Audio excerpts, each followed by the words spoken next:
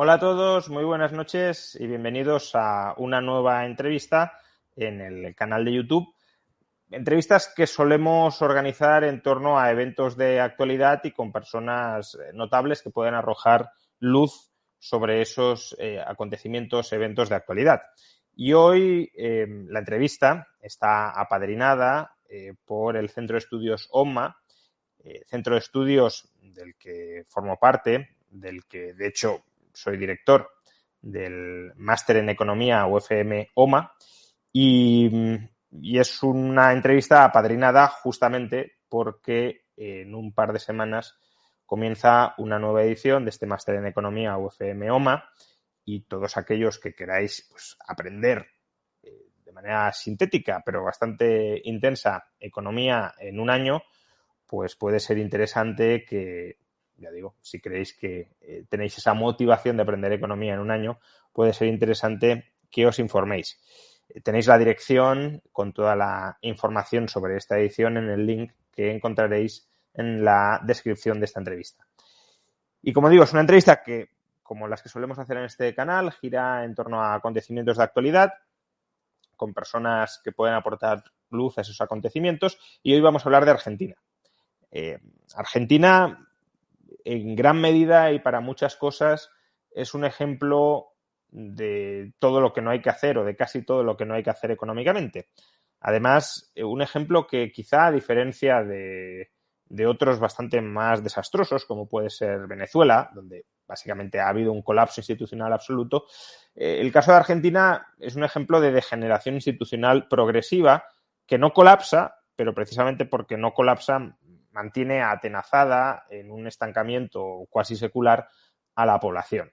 Y por eso digo que es un ejemplo especialmente de lo que no hay que hacer, porque muestra que el sistema puede ser extractivamente estable sin que llegue a colapsar y pauperizando a su población sin que haya tampoco ni revueltas, ni sin que la población se insubordine, sin que busque, o al menos sin que haya buscado hasta la fecha, alternativas muy de fondo. Y eso que, bueno, la situación económica en Argentina desde hace décadas, pero especialmente en los últimos años, es una situación pues bastante complicada y bastante anormal para estándares occidentales.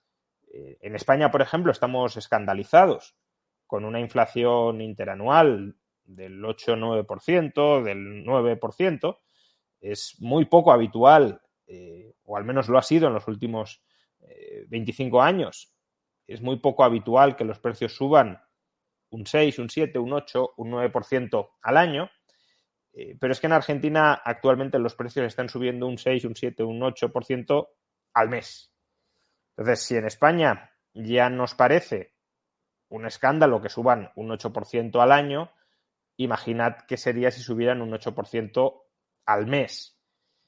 Y el problema, como digo, es que en el caso de Argentina eso se asume hasta cierto punto, claro, pero se asume como parte de la normalidad económica e institucional. De ahí la degeneración político, económica y social de la que hablaba hace un momento, y de ahí lo peligroso que es que un país termine mimetizando comportamientos como los de Argentina, que no te llevan al colapso absoluto, pero sí te llevan al estancamiento permanente. Y hoy, pues para hablar de Argentina, hemos traído a un economista, como no, argentino, además de la escuela austríaca, muy reconocido dentro de la escuela austríaca, muy querido, diría, dentro de la escuela austríaca, tanto por el fondo como por la forma de la persona, y también, además, no solo economista argentino de la escuela austríaca, sino profesor también del máster en Economía UFM OMA, que es, como digo, el que apadrina esta entrevista. Y me estoy refiriendo a Martín Krause. Martín, buenas noches. ¿Qué tal? Buenas noches, Juan Ramón. Un placer y muchas gracias por la invitación, ¿eh? Nada, un auténtico placer que estés en el canal. Martín, muchos ya lo conoceréis, desde luego si sois argentinos seguro que lo conocéis, pero también muchos españoles lo conoceréis. Sus columnas se han publicado durante muchos años, por ejemplo, en Libertad Digital. Martín, aparte de ser profesor de la Universidad Francisco Marroquín y OMA en este máster. También es profesor de la Universidad de Buenos Aires y de USEMA. Estoy viendo que algunos decís si os puedo mandar información sobre el máster. La podéis encontrar, repito, en la caja de comentarios, en la descripción del vídeo. Tenéis un link a la web específica del máster donde encontraréis toda la información. Lo dicho, Martín, es un auténtico placer que estés aquí. Descríbenos brevemente cuál es la situación de Argentina, porque antes de empezar la entrevista me decías que, bueno, que tampoco es tan extraordinaria, que es lo de siempre. Pero bueno, descríbenos qué es eso de lo de siempre para quienes no estamos acostumbrados a ese lo de siempre. Sí, lo de siempre quiere decir que estamos acostumbrados a este tipo de fenómenos, pero al mismo tiempo de que no son sin costo, incluso para el gobierno. Es decir, un gobierno con estos niveles de inflación que tú señalaste pierde la próxima elección. Eso está claro. O sea que el argentino no sale, es algo que habría que estudiar, el argentino no sale a la calle a protestar por el aumento de los precios, pero te puedo asegurar que el gobierno pierde la elección. Y por eso es lo que lo motiva a tratar de hacer algo desesperadamente, incluso con tal de reducir el nivel de inflación, frenarlo de alguna manera, siempre con todas. Y acá no importa, ¿no? Porque, por ejemplo, ahora el gobierno que tenemos, que es un gobierno peronista, no le importa los instrumentos, va a aplicar controles de cambio, controles de precios, todo eso con tal de llegar a la elección para la cual falta un año con algún nivel de inflación más bajo. Y así todo creo yo que no le va a alcanzar.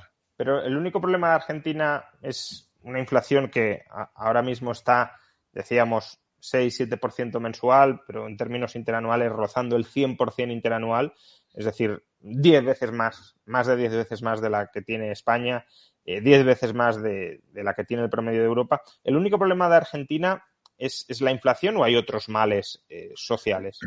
Bueno, como siempre, y acá ha sido siempre también la cuestión, el problema es fiscal en última instancia. El problema es el gasto público y te diría en sus dos instancias importantes, digamos, el nivel del gasto público y el nivel del déficit fiscal. Son las dos cosas. El nivel del gasto público está en niveles insoportables para la economía formal y el déficit fiscal es financiado con emisión monetaria porque la Argentina no tiene acceso a los mercados de crédito internacionales. Así que la razón se conoce y la sabemos hace mucho tiempo. Esa es la madre de todos los problemas que hay aquí, ¿no? Y siempre ha sido así. Hace un par de años os enviamos a algunos economistas españoles a Argentina para que os dijeran que no había ningún problema a la hora de financiar el déficit creando dinero, que un Estado que tiene soberanía monetaria siempre se puede financiar sin ningún tipo de problema si tiene el Banco Central a su servicio. Pues bueno, ya hemos visto que no ha funcionado del todo bien, ¿no? Tal cual. Mandaste gente de la teoría monetaria. No, yo no, pero digo, desde España os enviamos a cierta gente que también querría, sí. También querría aplicar esas ideas en España, pero afortunadamente no. Aquí de momento no tienen la opción. Mira, la Argentina va recorriendo ciclos en los cuales va abriendo una puerta distinta para financiar ese gasto que nunca quiere reducir. Y entonces típicamente es más impuestos, cuando llega un límite ya no se puede cobrar más impuestos, endeudamiento, llega un momento que se le cierra la puerta del endeudamiento, emisión. Y llega un momento también en el cual la emisión también le pone un límite, así que y en ese caso algo pasará y volverá a tratar de buscar alguno de los otros caminos para hacerlo.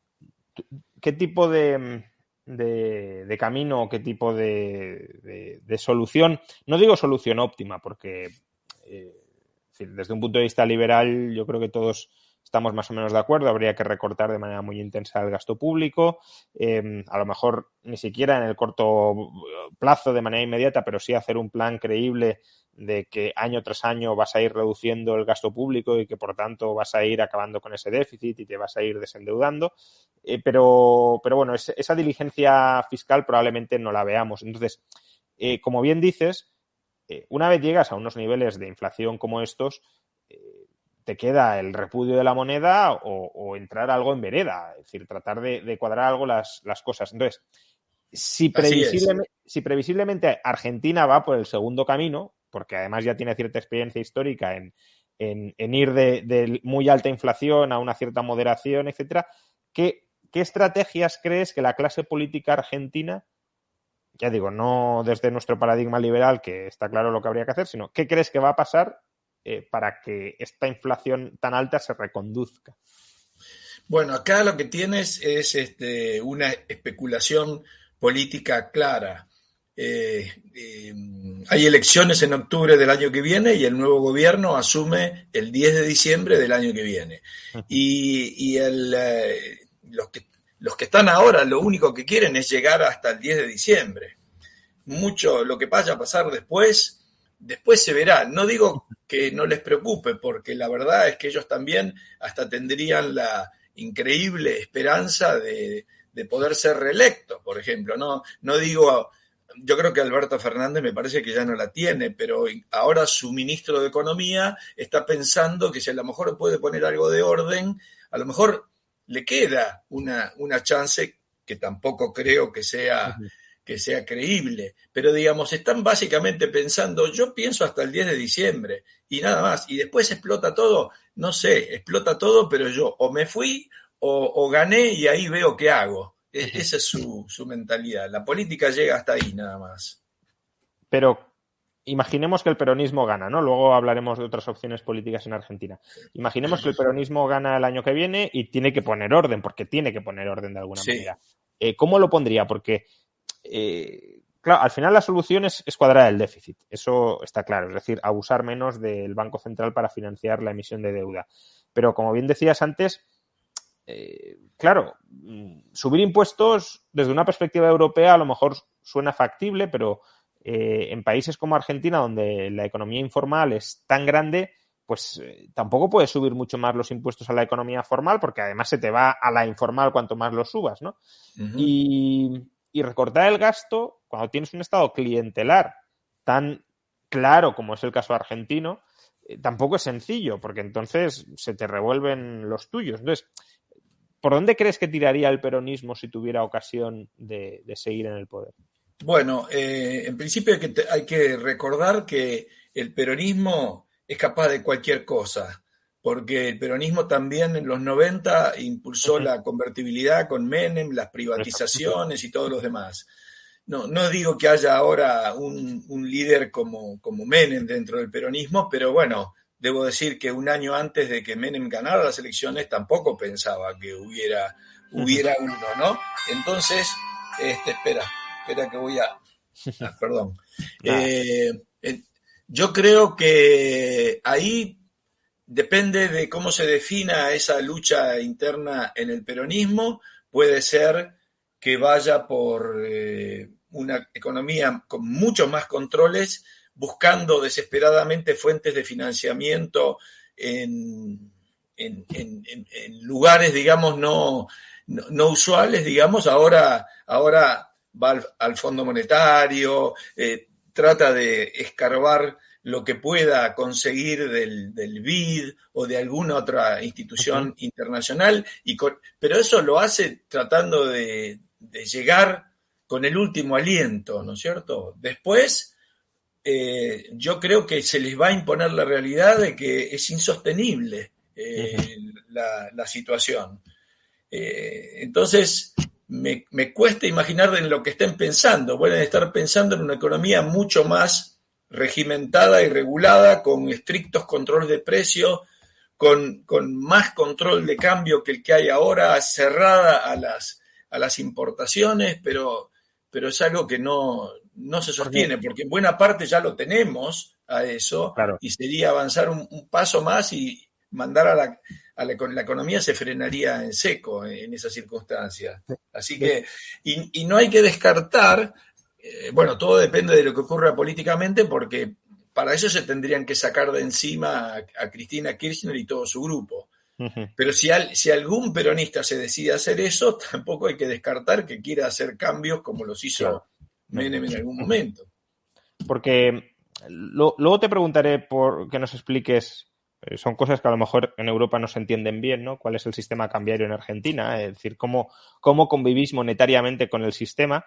Pero antes de esto, y ya que has hablado de distintas familias dentro del peronismo, explícanos también un poco qué es esa hidra de 7 cabezas que es el peronismo y que igual puedes encontrar una corriente aparentemente liberal dentro del peronismo, como una corriente extremadamente escorada a la izquierda, otra filofascista.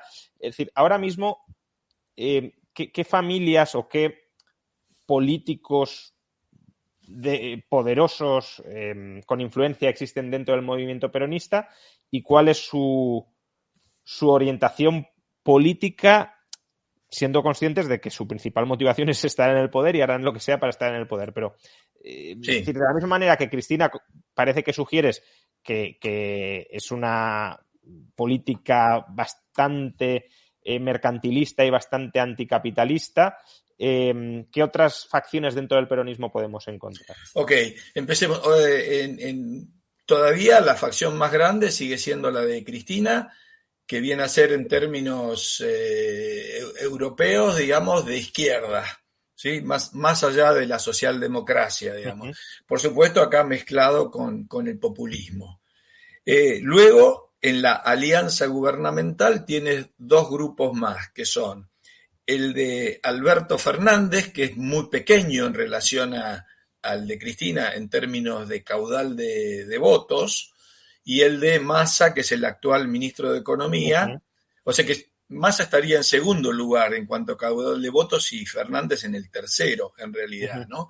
Esos son como los 3 grupos políticamente organizados en el peronismo, pero el peronismo es corporativista, o sea que no hay que contar solamente en facciones políticas. Por otro lado están los gobernadores peronistas, que suelen a veces actuar en conjunto y ser una fuente de poder importante porque ellos tienen sus diputados en el Congreso, sus senadores, o sea que son una fuerza importante. Y después tienes también los sindicatos, que están controlados por el peronismo, e incluso parte de lo que ahora ya se llaman los movimientos sociales, que son uh-huh, los que andan permanentemente protestando para obtener mayores planes sociales, que a diferencia de los sindicatos, porque antes en la Argentina había protestas de los sindicatos, sí, ahora hay protestas de los movimientos sociales, que supuestamente son aquellos que ni siquiera, que no tienen, o que trabajan de protestar, digamos, básicamente, ¿no? Porque ese es el trabajo que tienen.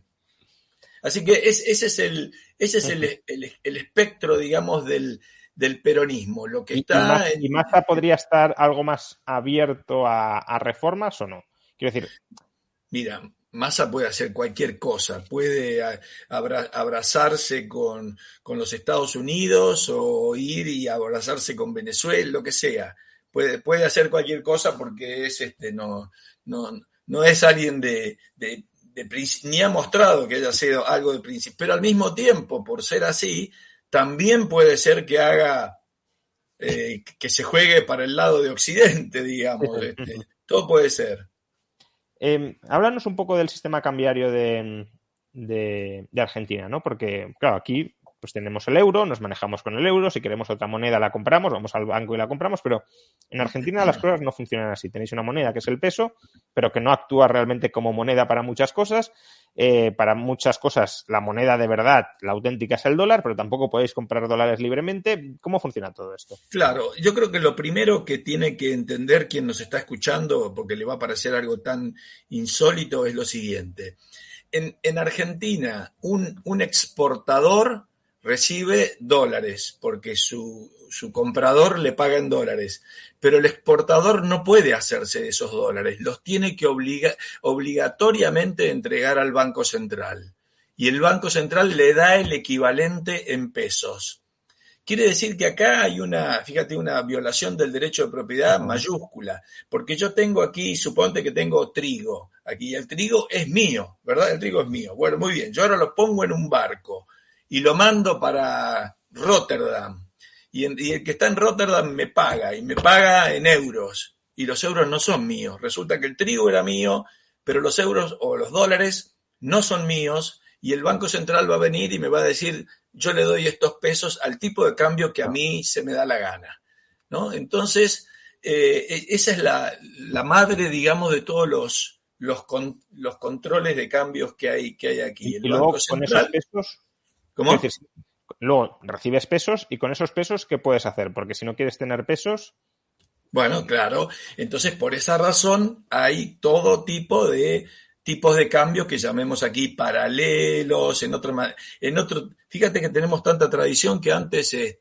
se hablaba de mercados negros y por lo tanto del dólar negro, y después como nos cansamos del dólar negro, ahora le decimos blue en vez de negro, porque ya para innovar un poco, digamos, para llamarlo de otra forma. Entonces, tienes un montón de tipos de cambio distintos que te permiten, si quieres, tomar esos pesos y sacarlos del país y convertirlos en dólares vía transacciones que realizas, por ejemplo, en la bolsa. Si tienes 2 minutos, explico una muy sí, fácil, claro. muy fácil como es. Es así. Porque además Hay a lo mejor algunas, a alguien le resulta de utilidad incluso. hay empresas argentinas que cotizan sus acciones en la Bolsa de Buenos Aires y cotizan sus acciones en la Bolsa de Nueva York. Entonces hay toda una operación que es, yo compro acciones en la Bolsa de Buenos Aires y las vendo en la Bolsa de Nueva York. Entonces me hago de dólares en realidad, pero vía las acciones. Entonces ese que tiene un nombre muy insólito que nadie va a entender, se llama contado con liquidación, y eso me parece rarísimo, pero eso es un procedimiento que desde hace varios años o desde que se implementó el último control de cambios, funciona de forma tal de que aquel que quiera sacar sus dólares porque tiene que pagar una deuda en el exterior o tiene que pagar importaciones, pueda hacerlo. Y como eso hay, ponele 6, 7, 8 procedimientos distintos que dan origen a distintos tipos de cambio, digamos. O sea que si acá preguntas en la Argentina formalmente, el otro día estaba con alguien, creo que se había tomado el trabajo y decía, ¿cuántos tipos de cambio hay en la Argentina? Si vos preguntás en España, ¿cuál es el tipo de cambio del euro con el dólar? Te dicen un número y ya. Acá si tenés que hacerlo entre el peso y el dólar, hay 40 distintos, ¿no? Si tomas en cuenta los distintos tipos de cambio y además otra cosa que les va a parecer insólita, los impuestos que hay sobre las exportaciones, porque las exportaciones pagan impuestos aquí, no solamente desde ya las importaciones, pero las exportaciones también. Entonces eso hace que el exportador reciba en la práctica un dólar menor por el impuesto que le cae sobre eso. Y el Banco Central solo confisca, digámoslo así, especifica, ¿no? Pero confisca al final, ¿dólares o cualquier moneda extranjera? Bueno, cualquier moneda extranjera, lo que pasa es que la que principalmente se usa es el dólar. Y a los particulares, si cobráis cualquier, no sé, imaginad que un español contrata a un argentino para diseñar una página web o para cualquier servicio y le paga en euros, también si el Banco Central se entera le confisca esos pesos o solo Sí.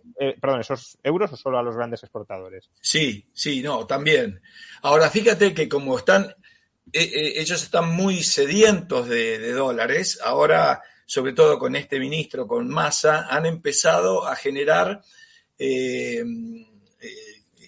te diría, opciones diferentes. Entonces, por ejemplo, ahora Massa, una de las cosas que dijo es, porque primero entendamos esto, entre el dólar oficial y el dólar libre o blue, hay una diferencia del 100%.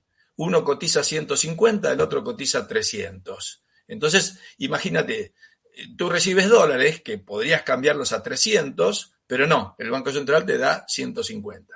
Entonces, claro, muchos exportadores aquí decían, bueno, pero yo entonces en vez de andar exportando y que me den esos dólares, me quedo con la mercadería hasta que necesite venderla. Pero me quedo con la mercadería. Entonces no entran dólares al Banco Central y el Banco Central se empieza a preocupar.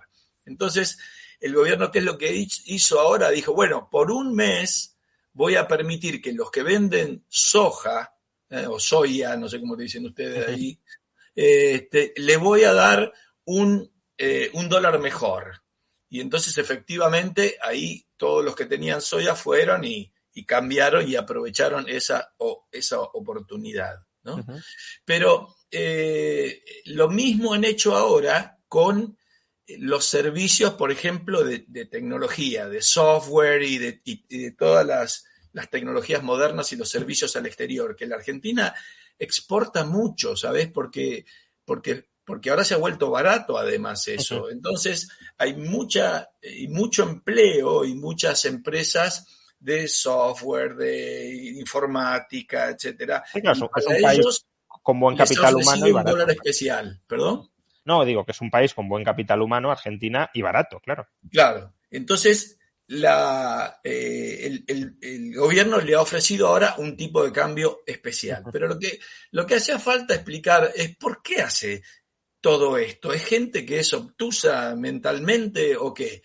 Bueno, la verdad es que no, tontos no son. ¿Qué es lo que hacen? Ellos ahora quieren mantener un tipo de cambio a 150, un dólar 150. Como dije, el libre o el blue, lo que sea, está a 300. Ellos se dan cuenta de que si liberaran esto, el de 150 se va para arriba. ¿Por qué no lo hacen? ¿Por qué esa resistencia? ¿Por qué un gobierno populista castiga a las exportaciones con un tipo de cambio más bajo? Bueno, lo que pasa es que las exportaciones de la Argentina son básicamente de alimentos. Entonces, si tú liberas el tipo de cambio, ese tipo de cambio va a subir e inevitablemente los precios de esos alimentos en el mercado interno también van a subir. Es decir, va a subir el trigo, y quiere decir que va a subir el pan, va a subir la carne, todas cuestiones que son de la canasta básica de la gente que además está en un serio problema de pobreza y de caída de ingresos. Entonces, si le pegan semejante golpe, a ellos le tienen pavor. Entonces dicen, bueno, vamos a darle un mejor tipo de cambio a la informática, porque eso a la gente no le afecta. O vamos a darle a la soja, porque no comemos la soja. La soja es para que vaya a China y alimenten a los pollos. Pero al resto no lo toquemos, porque si tocamos eso, se disparan los precios internos, caen los salarios reales a lo que verdaderamente son, es decir, bien bajos, y la gente entra al hambre mucho más, ¿no es cierto?, de lo que está ahora. Entonces eso es lo que los tiene atados, y en la Argentina siempre ha ocurrido muchas veces hasta que la realidad se impone y explota, porque el Banco Central se queda sin dólares y dice, bueno, listo, basta, yo ya no puedo sostener ese precio de 150, ya no tengo con qué, y entonces se va a lo que sea. Porque en unos pocos años el tipo de cambio oficial se ha multiplicado. Quiero decir, cuando bajo el gobierno de Macri, no recuerdo si llegó a 70 y parecía en ese momento como un auténtico escándalo, como un auténtico petardazo de tipo de cambio, y ahora estamos hablando de 150, que no es real, que en realidad serían 300, ¿no? Entonces, sí. ¿qué ha pasado en los últimos años para que el tipo de cambio se haya depreciado tantísimo? Bueno, la política del Banco Central respecto al tipo de cambio es un crawling peg, ¿no es cierto? O sea, para los que nos están escuchando, es una devaluación manejada, digamos, sucia por el Banco Central, que lo que pasa es que esa ha ido por debajo de la inflación real, pero siempre ha ido devaluándose lentamente. Lo que pasa es que no se devalúa lo suficiente como para acercarse al dólar del mercado libre, pero el Banco Central va dejando, y una de las políticas del Banco Central, o que se mira respecto al Banco Central, es saber si acelera o desacelera esa devaluación. Pero como ves, queda bien atrás de lo que es el dólar que están marcando los mercados, en definitiva.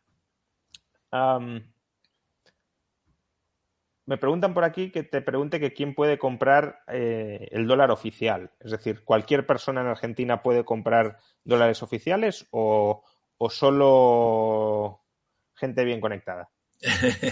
Mira, eso, buenísima esa pregunta. Mira, en principio hay una norma que dice que cada uno de nosotros puede comprar hasta $200 por mes. 200 por mes. Y eso además muchas veces no es posible si alguien recibió algún tipo de subsidio en la tarifa de la luz o de la electricidad o del agua o algo de eso, tampoco se puede. Entonces, eso sería el límite. Pero los que sí pueden acceder son los importadores. Entonces, fíjate que los importadores, o sea, vos terminás subsidiando las importaciones porque mantenés ese tipo de cambio bajo a 150 y resulta que, claro, a 150 las importaciones son baratas. Entonces, aumentan las importaciones. Como resultado de eso, como el gobierno ve que aumentan las importaciones, ¿qué es lo que hace? Entonces restringe cuantitativamente las importaciones, restringe la cantidad de importaciones. Entonces ahora este ministro ha impuesto un nuevo sistema por el cual supuestamente va a cerrar todas las canillas y se va a poder importar mucho menos. Eso la verdad es que acá en este país lo han hecho muchas veces y obviamente te condena a tener una economía cada vez más chica, cada vez más aislada del mundo, y ellos no se dan cuenta de que cerrando las importaciones terminás castigando las exportaciones al final. ¿Y si un extranjero va a Argentina puede llevar dólares libremente? O también me preguntan, si voy de turismo a Argentina, ¿puedo ir con dólares o qué hago? Bueno, lo que tenés que hacer, obviamente, es lo que hacemos todos los argentinos, es no decir nada y después buscar un lugar para venderlos en el Blue, que te da 300. Si vos venís a la Argentina y haces eso, la Argentina está re barata. Vas a comer al mejor restaurante de la ciudad de Buenos Aires y te sale, no sé, $30 o 30 euros, ponele, una cosa así. Y eso es lo que hacen muchos turistas. Nosotros ahora, la verdad, tenemos un aluvión de turistas, por ejemplo, de uruguayos, de brasileros, de Europa y Estados Unidos también, cantidad de gente que viene porque en esos términos la Argentina es re barata. Uh-huh. Pero no tenés que cumplir con, en ese sentido. Claro, muchas veces viene gente que quiere honrar las normas del país al que visita y dice, no, yo no voy a hacer eso, pero el costo es muy alto. Claro. Sí, bueno, es al final otra forma de informalidad, ¿no? Y de tratar de escapar de la confiscación y de la rapiña estatal. Bien, ya hemos hablado un poco del peronismo y cómo ha gestionado el peronismo la situación durante los últimos años, pero es verdad que antes del actual gobierno peronista, que ha sido especialmente nefasto, hubo un gobierno no peronista de Mauricio Macri que parecía que podía suponer algún tipo de alternativa o que podía cambiar el rumbo que había seguido Argentina durante tantos años y al final no hizo nada, o no hizo nada muy de fondo. Hombre, a lo mejor no degeneró tanto como el actual gobierno, pero al final uno ve una cierta continuidad. Entonces, ¿cuáles son las opciones de cambio que hay ahora encima de la mesa? Está, por un lado, este movimiento no peronista, posmacrista, llamémoslo así, y luego también tenemos a Javier Milei. Entonces, comentemos un poco estas dos corrientes políticas. ¿Cómo no? Diríamos que la primera de ellas, para ponernos en términos europeos, si quieres decirlo así, vendría a ser una alternativa socialdemócrata, por un lado, pero adentro de ello con algunos liberales. Esta coalición se llama Cambiemos, sigue estando Macri allí, pero hay algunos, dentro de ellos, hay algunos líderes que tienen una tendencia más liberal. Ustedes, y creo que vos, Juan Ramón, debés conocer, por ejemplo, a Ricardo López Murphy. Y él está dentro de esa coalición, aunque es una minoría dentro de ese grupo, pero está dentro de ese grupo. Después hay algunos otros dirigentes que de pronto son un poco más de Ricardo es claramente liberal, Sí. los otros son más de centro derecha, ¿no es cierto? Ponele. Y después tenés, ellos, por el momento, lo que muestran las encuestas es que marchan a la cabeza, ahora con cierto grado de tranquilidad, aunque no llegarían a ganar en una primera vuelta. El peronismo perdería realmente mal ahora si hubiera elecciones. Esta otra oposición no ganaría en la primera vuelta porque también está Javier Milei con un muy interesante porcentaje de apoyo que ronda alrededor del 20%, ¿no? Ujú. Un fenómeno que es absolutamente nuevo aquí en la Argentina.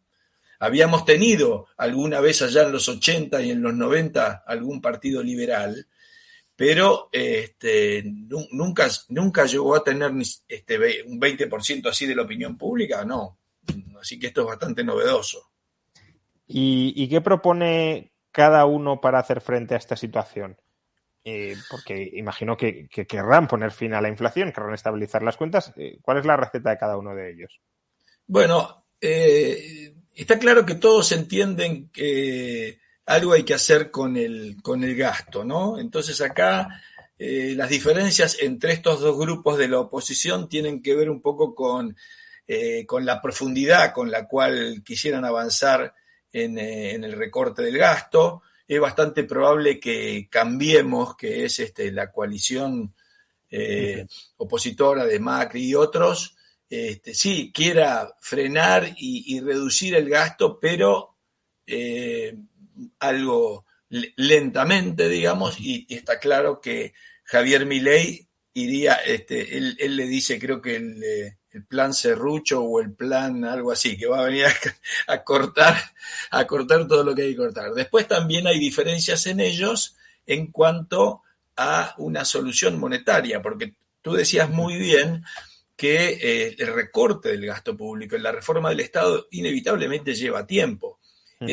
Debería formar parte de un plan de shock el anuncio de lo que se va a hacer. Es Uh-huh. decir, llegar un día y decir, mira, acá vamos a hacer esto, vamos a privatizar todas estas empresas de nuevo, vamos a cerrar todas estas. Obviamente eso vamos a tardar 2 años en hacerlo, pero el hecho de que lo puedan anunciar de una sola vez cambia absolutamente las expectativas y te puedo asegurar que cambia el flujo financiero del país de dinero que se va para afuera a dinero que viene para adentro. Eso ha pasado otras veces, pero eso tiene que ser creíble desde el punto de vista político, ¿no? Entonces, ahí, si bien hay distinta profundidad en las reformas que se pueden o que se están proponiendo para eso, también las hay respecto a hacer un shock tipo monetario. Es Uh-huh. decir, donde por un lado están quienes se tientan con alguna especie de régimen como los de Perú o Uruguay, en el cual hay un cierto grado de libertad monetaria para hacer también contratos en algún otro tipo de moneda, y aquellos que plantean algo más drástico como directamente dolarizar la economía y olvidarlo y terminar con el Uh-huh. peso de una vez por todas, ¿no? Eso yo creo que son las dos opciones que encontrás en la oposición, más o menos. Por cierto, ahora seguimos hablando del plan de Milei, pero ha llegado un super chat sobre la inflación en Argentina y además creo que está bien aclararlo, ¿no? Porque es verdad que es muy llamativo esto. Dice, anteriormente dijiste respecto a Argentina que el dato de inflación es más desesperante que el de Venezuela. Tocante, sorprendente este dato. ¿De qué fuente lo saco? Actualmente Argentina ya tiene una tasa de inflación más alta que Venezuela, no acumulada durante los últimos años, pero sí mensualmente, si no estoy mal informado. Sí, yo creo Eh, que yo tampoco podría asegurarte la inflación de Venezuela, pero como tú has dicho bien aquí, está en 7 o 6% mensual. Habría que verificar nada más, que yo creo que la de Venezuela ahora ahora, claro. ahora sí, no llega a eso. Sí, viene de muchísimo más alto, claro, pero ahora mismo está, si no estoy mal informado, es la segunda del Porque continente. increíblemente, aunque no quiero derivarme a hablar de Venezuela sobre lo que no debería, porque tampoco sé, pero Venezuela ha relajado un poco los Sí, controles sobre el dólar y entonces hay mucha transacción que se hace en claro. dólares. Se ha dolarizado de facto Venezuela, o Sí, sea, sí, sí, no de jure, pero sí de facto. sí. Eh, Bien, sigamos con el plan de Cambiemos, que no está muy claro cuál es, más que llegar al poder y tratar de dar una aparente eh, sensación de seriedad, de rigor, ¿no? De saber gestionar un poco lo que hace aquí el PP cuando llega al poder, que no toca nada, pero viene a decir, nosotros somos más serios, hombre, a lo mejor se preocupan un poquito más por no disparar el déficit, pero poco más. Y luego el plan de choque de Javier Milei. A mí de Milei me interesan varias cosas y te quiero preguntar por ellas. Una es, ¿cuán realista es el plan económico de Milei? Porque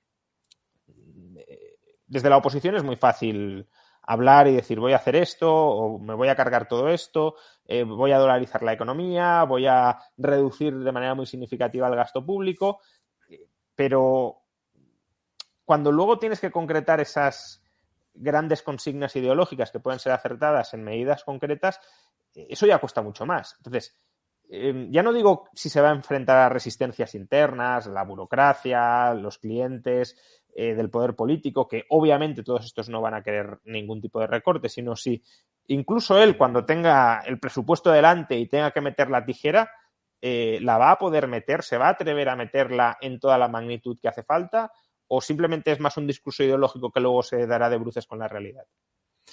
Bueno, yo creo que intentarlo lo va a intentar porque sé de sus convicciones. Él está haciendo todo eso para eso, o sea que no se va a privar llegada a esa circunstancia. Ahora, si lo va a poder hacer o no lo va a poder hacer, yo creo que ya no es algo que tanto dependa de él. Aquí en la Argentina se han hecho en su momento reformas muy profundas y te diría que todo depende del grado de crisis que el país se encuentre o de percepción de la crisis que tenga la gente. Uh-huh. Porque dependiendo de eso, entonces la gente está dispuesta a aceptar mayores cambios y mayores sacrificios. Si no, la verdad que la gente preferiría, obviamente que no sacudir el bote demasiado. Pero eso me lleva a un punto que me desvío 2 minutos nada más Sí, para sí. contarte, y es algo que me parece importante, y es que lo noto más, no en Javier, y sí lo noto en Cambiemos, y es que hay un recelo para decir explícitamente qué es lo que se va a hacer después de las elecciones. ¿Por qué? Porque el razonamiento que hay detrás del político es claro, si yo digo todo esto, pierdo votos, ¿no es cierto? Porque voy a decir, voy a sacar acá, voy a echar No, acá, claro. voy a cerrar todo esto, y entonces la gente se va a asustar, puedo perder votos. Entonces, por ahora, la gente me apoya a mí porque está descontenta con el gobierno actual. Uh-huh. Entonces, yo gano y después busco de implementar las reformas.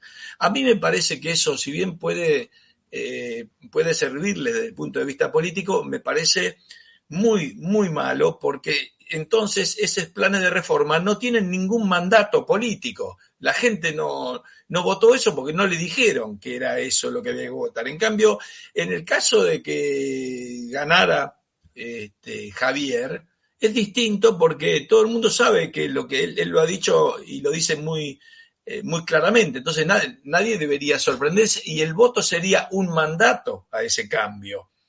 Uh-huh. Es probable, dado los porcentajes ahora, de que no tienen los porcentajes para llegar. Pero si los tuviera, efectivamente sería un mandato para cambiar el país de punta a punta. La otra oposición va a tener, pero un mandato más débil. Es como aquí el Partido Popular, de nuevo, vamos, yo es que asemejo Cambiemos al Partido Popular y creo que más o menos están en la misma línea. Pues ahora mismo el Partido Popular está subiendo mucho en las encuestas porque la situación también es mala, no tan mala como en Argentina, pero es mala, hay cierto descontento con el gobierno, entonces basta con decir que el gobierno lo hace mal, lo cual es una evidencia muy clara, para ganar votos, pero luego ellos no se comprometen a nada salvo a hacer las cosas mejor. Y claro, cuando llegas al poder, si no has prometido nada tangible, salvo voy a hacer las cosas bien, voy a bajar impuestos, pero no se sabe muy bien qué vas a recortar para bajar impuestos, al final no haces nada porque no tienes efectivamente esa legitimidad para hacer lo que no has dicho que ibas a hacer. Así es. Entonces, lo primero que te quería preguntar sobre Milei es esto, sobre la viabilidad o verosimilitud de su plan económico de choque. Y lo segundo, y es una cuestión más de conexiones políticas, nacionales, porque he visto algunas alianzas últimamente de Milei con otros grupos políticos argentinos que, son llamativas, digámoslo así, pero también internacionales, ¿no? Hace unos 10 días estuvo Javier Milei aquí en España en un acto de Vox. Entonces, Vox no es un partido liberal. Es más, ellos dicen que no son liberales. Hay gente liberal dentro de Vox, eso es cierto, como probablemente la haya también dentro del PSOE o dentro del Partido Popular. Dentro de Podemos creo que no, pero todo podría ser. Pero es verdad que dentro de Vox hay un par, 2, 3, 4 personas a lo sumo entre los altos cargos o medios cargos que sí son liberales en lo económico y sí son políticos que en discurso económico hay que prestarles atención.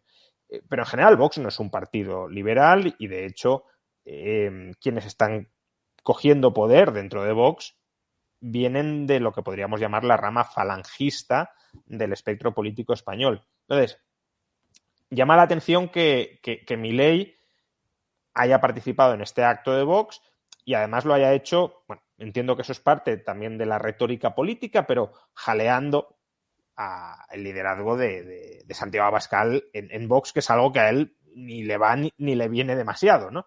Entonces, ¿a qué se debe este tipo de movimientos, de alianzas de Javier?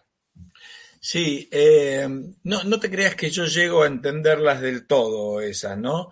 Yo te puedo decir que Javier Milei es, y tú y yo conocemos muy bien esas ideas, es claramente Sí. anarcocapitalista, digamos. Esa es su posición y sus principios. Y yo creo que no los traiciona en ningún momento. Creo que desde esos principios me parece que él lo que hace es decir, el enemigo principal es la izquierda y el estatismo, y yo, por lo tanto, me vinculo con todo lo que no sean la izquierda y el estatismo. O no tengo problema de vincularme con los que no son la izquierda y el estatismo. Creo que ese es un poco su razonamiento. Como vos decís, a mí, yo tampoco, yo sé poco de la política española o en otros lugares, o por lo menos también el vínculo, por ejemplo, con Bolsonaro o con el hijo de Bolsonaro. En fin, qué sé yo, estas son cuestiones ya más no sé si de táctica política.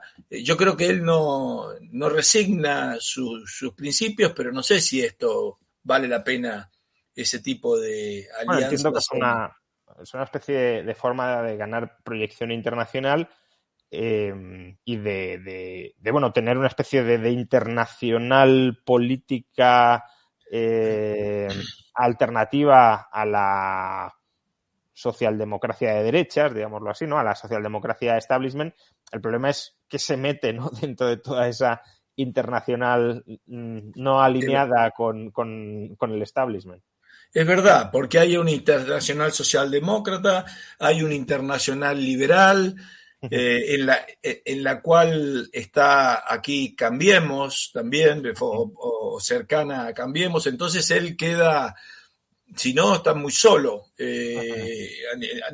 No hay una internacional libertaria a la cual acercarse, y tal vez, bueno, se va acercando con lo que tenga más cerca, ¿no? Entonces, tu pronóstico, que al final no tenemos, siempre lo digo, bolas de cristal y por tanto simplemente es una especie de estimación en función de la información siempre parcial que tú tienes, tu pronóstico sobre lo que va a pasar en Argentina primero antes de un año, es decir, ¿cuál va a ser la evolución económica de Argentina antes de las elecciones? Si crees que se puede de alguna manera estabilizar la situación o va a seguir degenerando. Eso es lo primero y luego te pregunto por otros plazos horizontes más prolongados. Bien, como siempre, pronosticar aquí es más difícil todavía, ¿no? Por lo siguiente, Massa está tomando medidas como para tratar de estabilizar la situación, pero en la Argentina sabemos bien, porque esto ha ocurrido en el pasado, que los procesos de pronto se desatan por alguna cuestión, un cisne negro, digamos, no tan negro de pronto, de la política, porque basta con que haya alguna señal de que esos dirigentes peronistas que están en el gobierno, o que, para decirlo en otras palabras, basta una señal de que Cristina critique o diga algo en contra de Massa y entonces se produce una corrida y se desata todo lo que se podría desatar por una cuestión de ese tipo o de algún factor insospechado en este momento. O sea, todo eso puede ocurrir. Él se está recorriendo el borde de un precipicio y en cualquier momento cualquier cosita de esas te tira abajo del precipicio. O sea que todo eso puede pasar. Si nada de eso pasa, y es raro de pronto que no pase, porque si nada de eso pasa, quiere decir, por ejemplo, que Cristina no se diferenció mucho de Massa y por lo tanto van camino a perder una elección y a desaparecer más o menos como movimiento político. Así que yo tengo dudas de que eso vaya a pasar. Yo creo que cada vez van a ir marcando más la diferencia.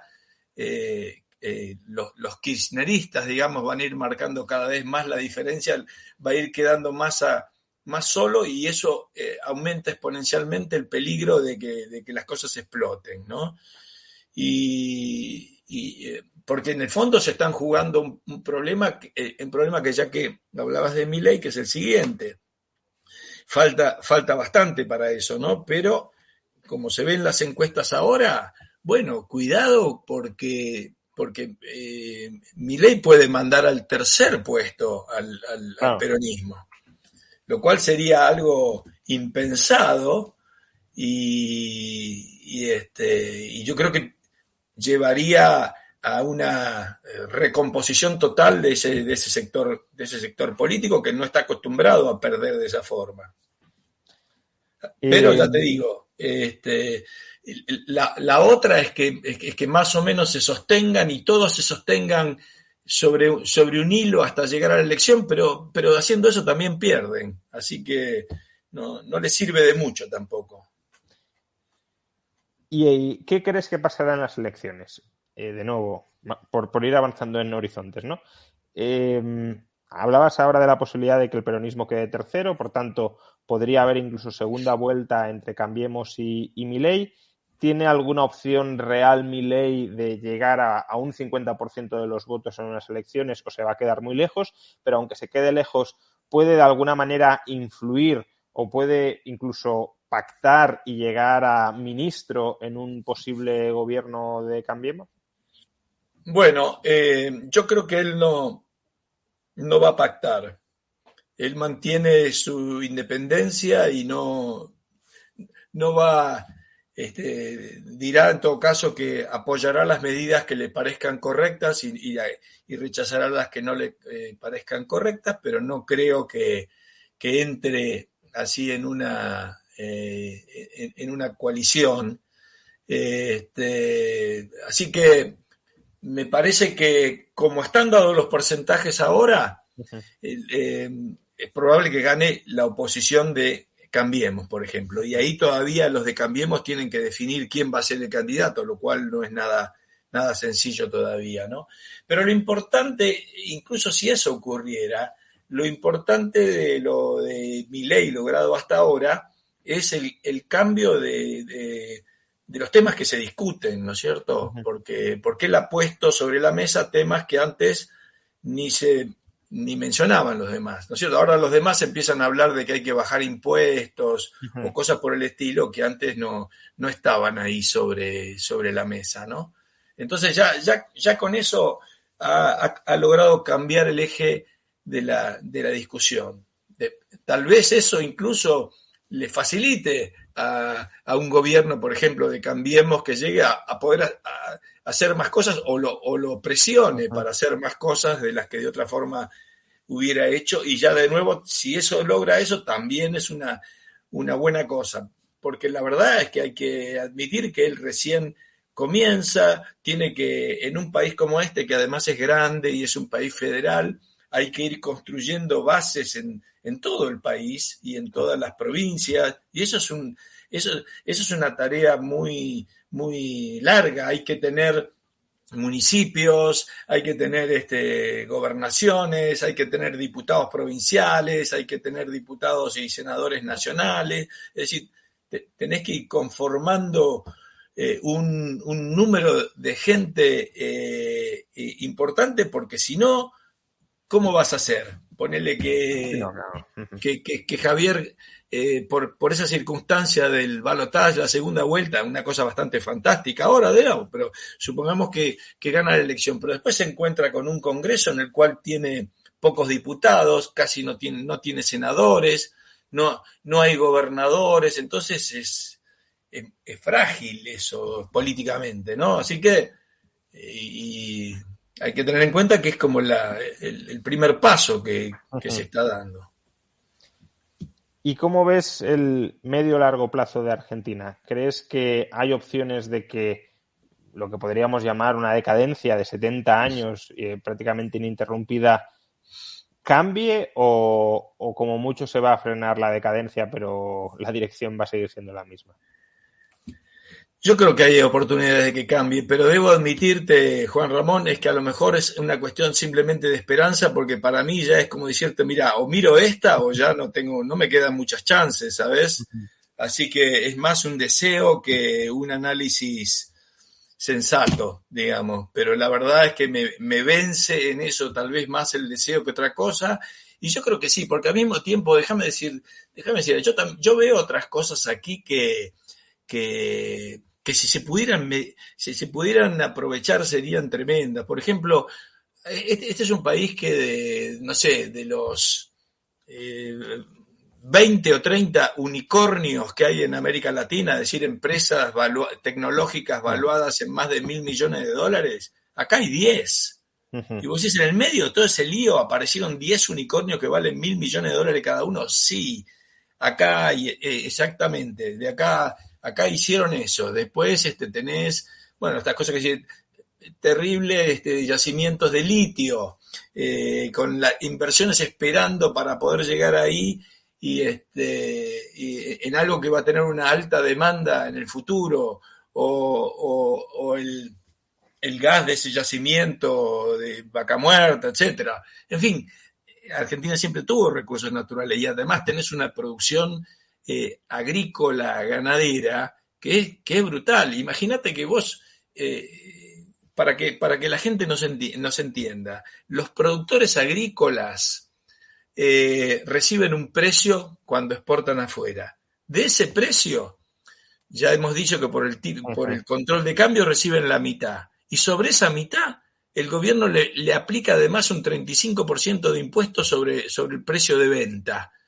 El resto es lo que le queda al productor. Y así todo el productor es eficiente y compite.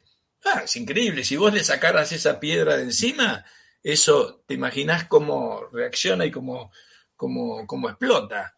Pero la verdad que es una pena, son esas oportunidades perdidas. Ahora que el precio de los commodities sube y todo eso, tendría que ser aquí, tendríamos que estar viviendo una fiesta y un boom de todas esas actividades, y lamentablemente no lo es.